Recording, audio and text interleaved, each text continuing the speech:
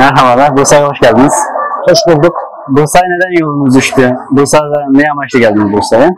Anlatabilir misiniz? Siz kimsiniz? Kendinizi tanıtarak başlayabilirsiniz. Ben Mirzahmet İlyasoğlu. Ben Doğu Türkistanlıyım.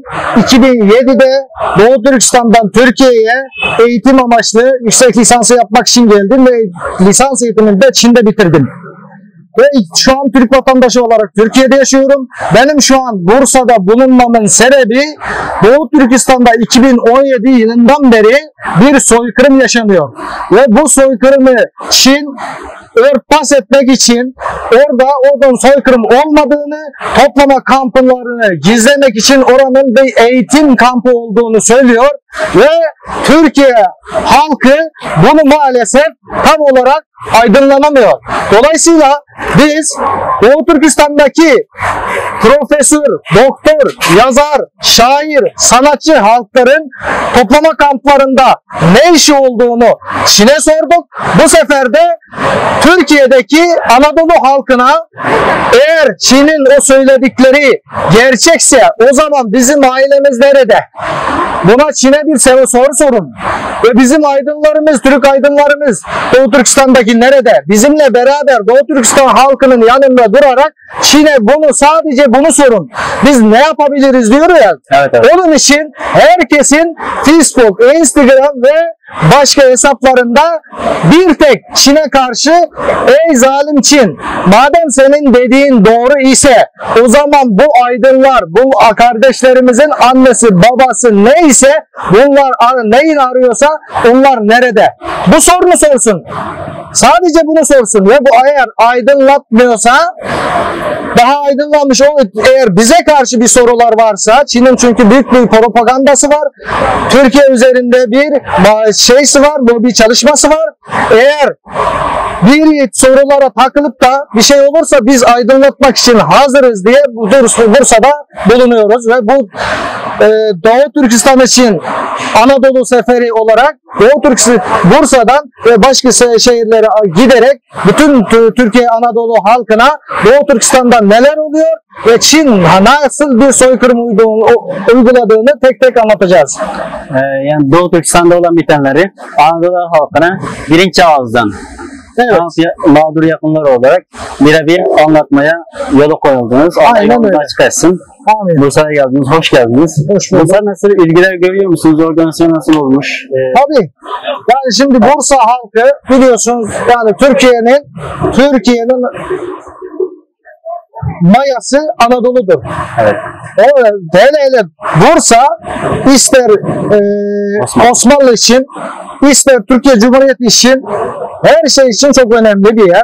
Onun için ve Doğu Türkistan için daha da önemli çünkü Bursa halkı ister yetkililer olsun hep Doğu Türkistanlıların yanında olmuştur ve Çin'in bazı burada yapmak için organize etmek için etmeye çalıştığı bazı organizasyonları kabul etmemiştir. Çünkü önce Doğu Türkistan'daki zulmü durdur ondan sonra gerisini konuşalım diyen bir şehri ilk durağımız olarak seçtik ve çok yoğun bir ilgi görüyoruz.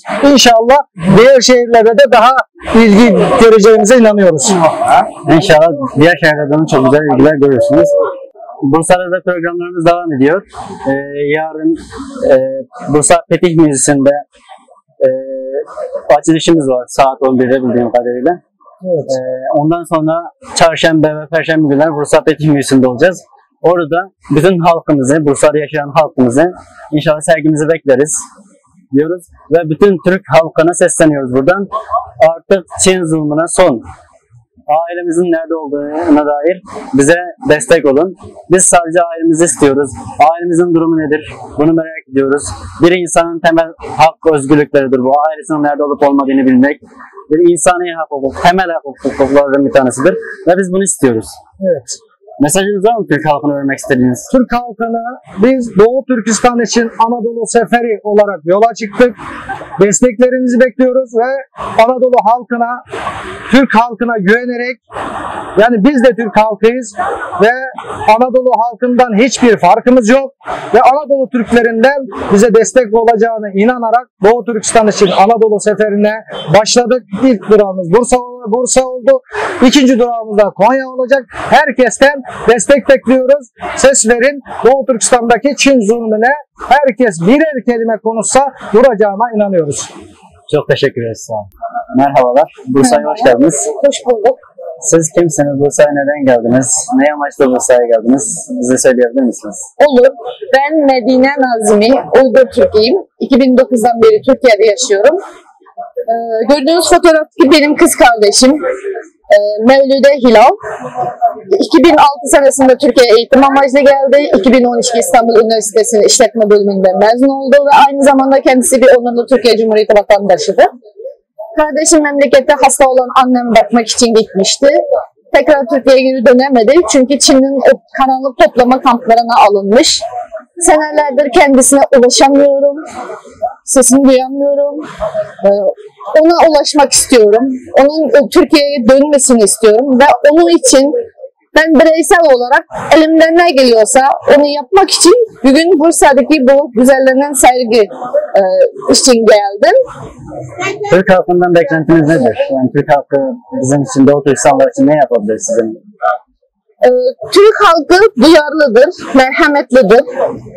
O yüzden de o kadar zulüm gören insanlar Türkiye'ye gelip yaşıyorlar. Ben Türk halkının bir soydaş olarak, bir dindaş olarak biz Doğu Türkistanlılara destek olmasını istiyorum.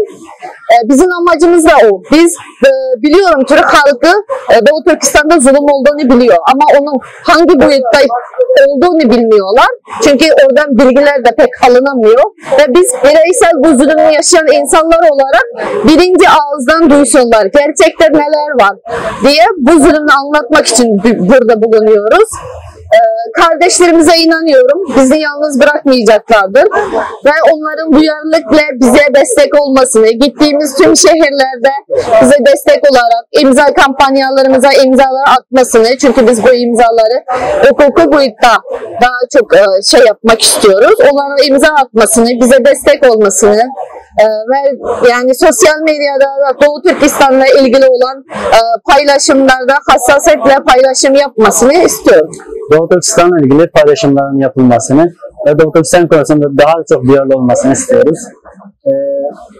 Dün ve bugün Bursa'daydınız. Bursa halkından memnun musunuz? Fotoğraf sergisi yaptık vesaire. Karşılaştığınız insanlar oldu, yeni tanıştığınız insanlar oldu. Doğu Türkistan'a bakış açısı nasıldı? Memnunum. Ben herkese anlattığımda çok hassasiyetle dinlediler. Sağ olsunlar. Allah razı olsun hepsinden. Verdiğim imzalarında da gayet güzel, olumlu bir şekilde karşıladılar. Çoğunluğunun bilgisi var ama daha çok neler olduğunu bilmiyorlar. Ben anlatmış oldum. Sosyal medyada da takip edeceklerini söylediler. Hepsine çok teşekkür ederim. Çok teşekkür ederiz geldiğiniz için. Biz de çok memnun kaldık sizlerden.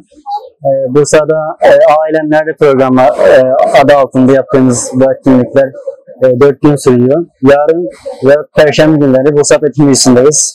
Sevgili izleyenleri oraya davet ediyoruz. Teşekkür ederiz. Ben teşekkür ederim.